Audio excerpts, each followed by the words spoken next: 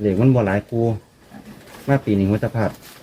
งวดหนึ่งผัดแค่หนึ่งมาปี เห็นมาปีนี้พลาดงวดเดียวอันว่าอาจารย์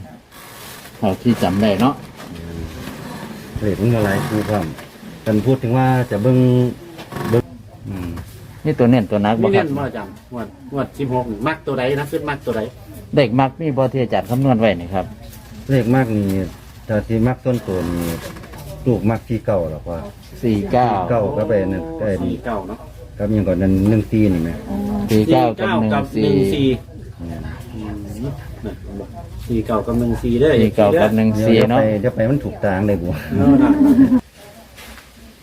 นี่แหละครับท่านผู้ชมก็คือตัวเลขคำนวณของหลวงพี่ต้งเนาะครับ บนครับ4941 6961ล่าง16149694ครับให้พี่น้องไปวิเคราะห์เบิ่งเด้อครับเด้อผิดถูกกายว่ากันครับทางช่องก็หายไว้เพราะเป็นแนวทางเท่านั้นครับตัวเลขทุกตัวก็มีสิทธิ์เขามีสิทธิ์หลุดครับพี่น้องทุกที่ครับให้โปรดใช้วิจารณญาณในการรับชมรับฟังครับพี่น้องเอาไปวิเคราะห์ให้ดีๆก่อนจะลงทุนนะครับโปรดใช้วิจารณญาณในการรับชมครับ เรื่องแน่นครับ พี่น้องนะอันนี้ถ่ายคลิปเด้อครับถ่ายคลิป แต่เพื่อพึ่งมากครับ พี่น้องกับเขียนไว้แคปไว้ครับเขียนไว้แคปไว้นี่แหละครับ ตัวเลขของหลวงพี่ครับ วันนี้ วันที่ พิเศษ 16 เมษายนนะครับ2565 ระหว่าง นี่ ง ครั ว บ ดนี้แห่งพิเศษคักแล้วว่า วันนี้พิเศษที่สุดบ่อยจัง มันเหมือนที่ว่าคำนวณมามันเหมือนงวดที่ว่ามันออก92 95งวดนั้นกับแบบนี้ อ๋อที่ ออกทั้งบนทั้งล่างงวด ครับที่เขาทั้งหมดทั้งล่างคืออันมาครับ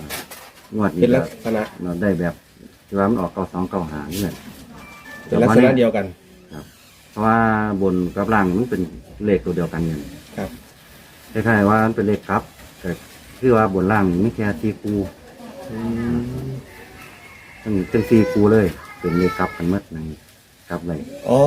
ตัวนี้เป็นตัวเลขกลับกันคือกันครับบนนี่มี49 41 69 61นะครับส่วนล่างก็จะมีตัวกลับเป็นตัวกลับครับก็คือ16 14 96แล้วก็94 แปดมาคำนวณมาเคยได้แบบนี้แปด อ๋อ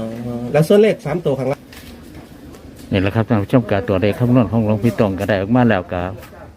พี่น้องเอาไปวิเคราะห์เอาครับก็ให้พี่น้องโชคดีกันทุกผู้ทุกคนนะครับเด้อสำหรับงวดวันที่16 เมษายน 2565นี่ครับ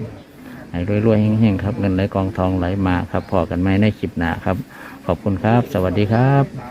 ย้อนตะขออันนี้แหละค่ะกับปตีเพิ่นเนาะ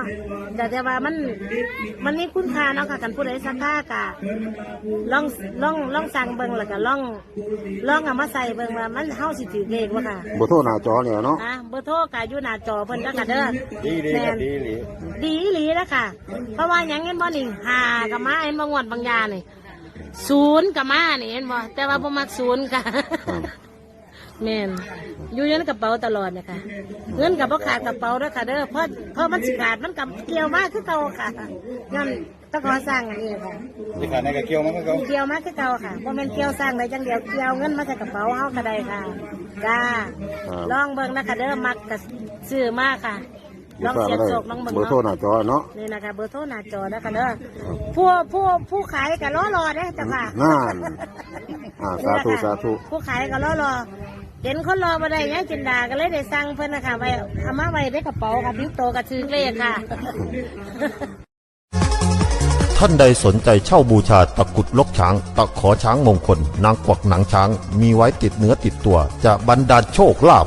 การเงินการงานการค้าการขายไม่ดี ดวงตกท่านใดซื้อหวยผิดถูกซื้อบนออกล่างซื้อล่างออกบน ท่านใดสนใจเพียงท่านแจ้งชื่อที่อยู่ และเบอร์โทรเรามีบริการเก็บเงินปลายทาง